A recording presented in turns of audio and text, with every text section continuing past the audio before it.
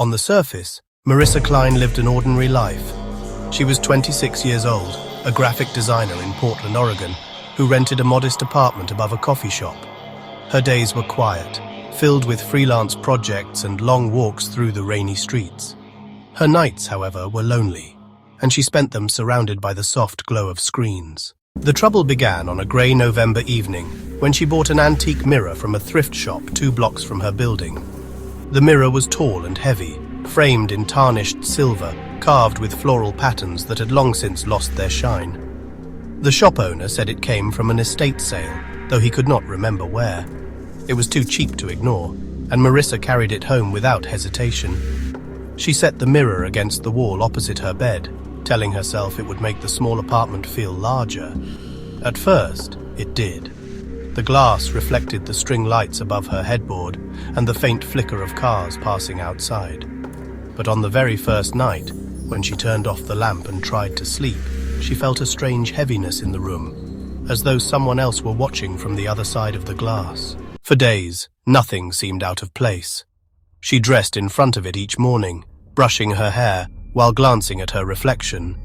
She worked on her laptop from the couch, catching glimpses of herself across the room. Yet every time she looked away, she had the sense that the reflection did not quite follow her movements. She dismissed it as imagination, a trick of exhaustion. But the unease settled deeper each night. The first real change was subtle. One evening, as she stepped into the bathroom, she passed the mirror and noticed her reflection smiling faintly. Her own mouth was not. She froze, staring, her heart hammering until she convinced herself it had been nothing. Perhaps her face had twitched without her noticing. Perhaps it was simply the stress of deadlines. The next morning, she woke before sunrise. The room was dark, but the outline of the mirror was visible in the faint glow of streetlights. She rolled onto her side, intending to close her eyes again, when she saw her reflection already staring back at her. Not sleeping, not turned to the side, but upright in the glass, eyes wide open. From then on, the reflection began to move differently. Sometimes it lagged half a second behind, just enough for her to catch it before it corrected itself. Other times it shifted too soon, anticipating movements she had not yet made. Each glimpse left her stomach knotted, her skin prickling with cold sweat. A week later, she woke to find the reflection standing when she was not. She had fallen asleep, curled on her side, blanket drawn over her shoulders. But in the mirror, her figure loomed tall beside the bed, head tilted, hands hanging at her sides. She screamed and scrambled for the lamp, but when light filled the room, the reflection was back where it belonged. The days that followed drained her. She stopped working, stopped eating properly, barely left the apartment. The mirror dominated her world, demanding attention.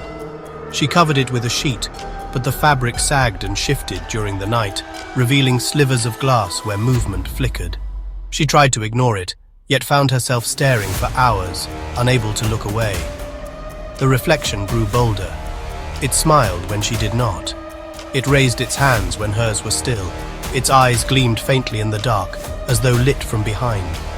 At times it seemed to mouth words she could not hear, lips curling silently, promises or threats pressed against the barrier of glass.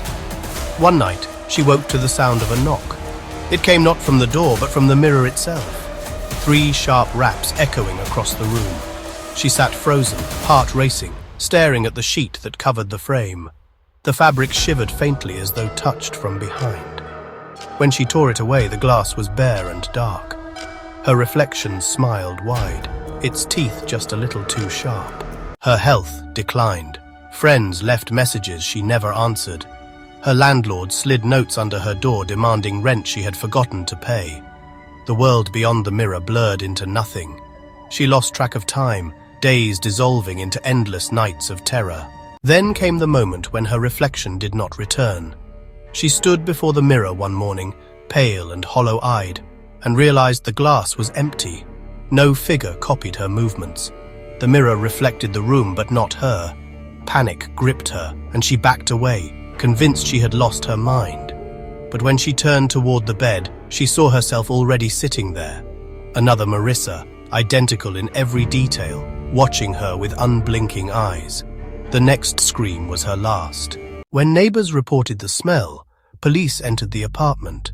They found no body, only the mirror standing uncovered in the bedroom. The glass shimmered faintly, as though something moved within, but no fingerprints, no evidence of anyone inside remained.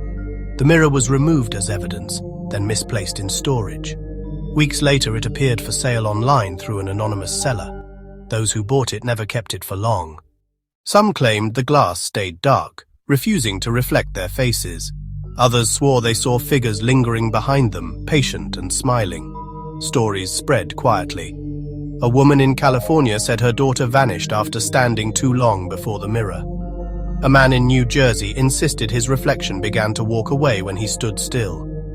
Most dismissed these tales as urban legend, superstition clinging to an antique object. But in every account, the ending was the same. The reflection always wanted out. And sometimes, if you look too long into the wrong mirror, you might notice your reflection smile just a moment too soon. When that happens, you will know it has already chosen you.